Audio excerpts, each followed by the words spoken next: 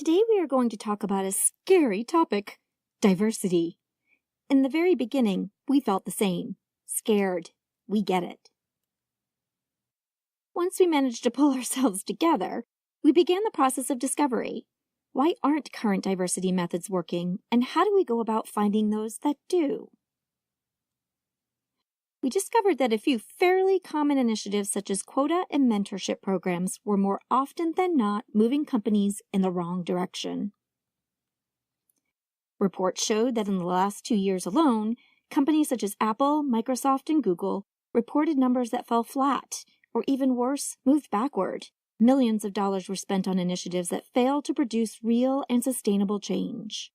After years of research, implementation, and analysis, we realized the answer lay in diversity in thought. Hence, the Varigate Group was formed.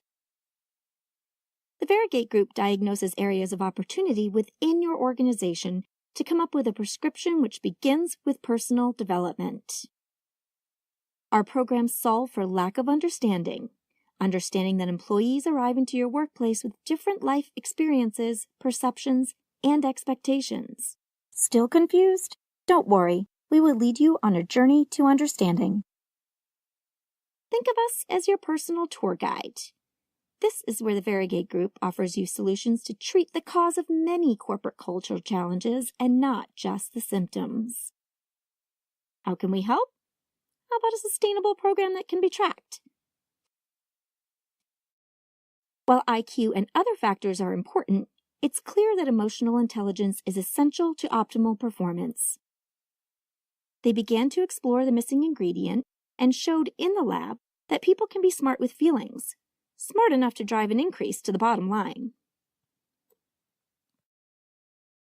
Incivility is rude or unsociable speech or behavior that, if left unchecked, can morph into aggression. This lack of emotional intelligence has a huge impact on business.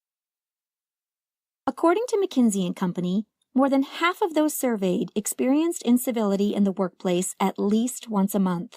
What's worse is that employees admitted to taking their frustrations out on customers. Yikes. Did you know that this is the first time in history that we will have 5 generations in the workplace working side by side? Are you tired of reading information about millennials? Are you wondering when we are going to hear any information about Gen X, baby boomers, and even Gen Z? Let's start with boomers. Did you know that 10,000 boomers reach American retirement age every day? Although most intend to pursue other opportunities, they will be vacating a considerable amount of management seats within existing companies. And in just 2 short years, it is estimated that millennials and Gen Z will make up nearly 86% of the workforce. As boomers leave current managerial positions, some Gen Xers will seize the available opportunities. However, there won't be enough of them to fill the boomer vacancies. Millennials need to be targeted now as another generation of leaders. The management challenge? Well, as you can see, the shift is rather large. Gen Xers and millennials are simultaneously moving up the ladder, and so they will find themselves working even more closely with one another. They will be expected to embrace and train Generation Z together. Did you know Gen Z will be the last majority generation? It isn't a question of, is a company diverse to this generation? It is assumed. What are some of the differences we should expect to see? Well, first, Gen Z will ask fewer questions and work more independently than millennials. The workplace is a second home for most employees, providing financial security, emotional connection, self-esteem, much of our sense of meaning and purpose. And into this workplace walk not only people, but women and men. Take a look at this MRI scan of a male and female brain at rest. You will notice that regions of the male and female brain activate differently, no matter the subject's culture or continent of origin. Women have more white matter and men have more gray. What does this mean? Well, when a woman asks a man, "What are you thinking?" and he says, "Nothing," he means nothing. Whereas women's brains tend to be like your computer screen. Many tabs are open at any given time with lots of thoughts and ideas moving about. As a result, female and male models will approach life and work tasks differently. Note how each of the approaches above complements one another, like pieces of a puzzle. Decision-making is where we see actionable benefits.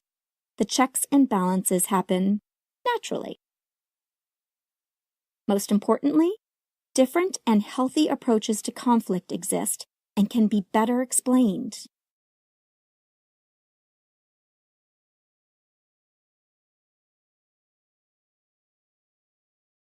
There is no doubt the topic is hot. How do we retain more women in the workforce? Where is the breakdown? This is where we move into a science-based approach to biological trends in communication in order to improve those statistics. At its core, gender intelligence is the understanding and appreciation of the natural differences of men and women and the power each brings to the table when working together. And we come to personality. This is where our perception, experience, and judgment all come together. For example, introverts and extroverts. Extroverts are better at leading passive employees who need a lot of direction. Introverts are better at channeling the talents of self-motivated, creative employees. If you want to optimize the performance of both introverts and extroverts, you must set the conditions for success that facilitate communication.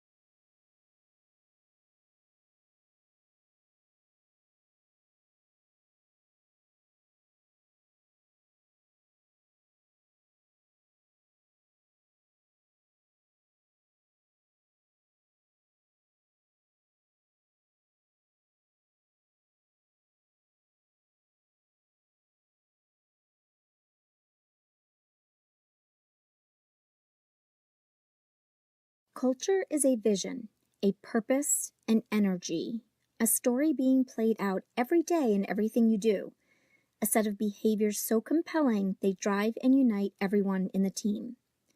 Culture is living with purpose and embracing, engaging, developing, rewarding, and celebrating talent, valuing it, setting it free, and sharing the rewards fairly.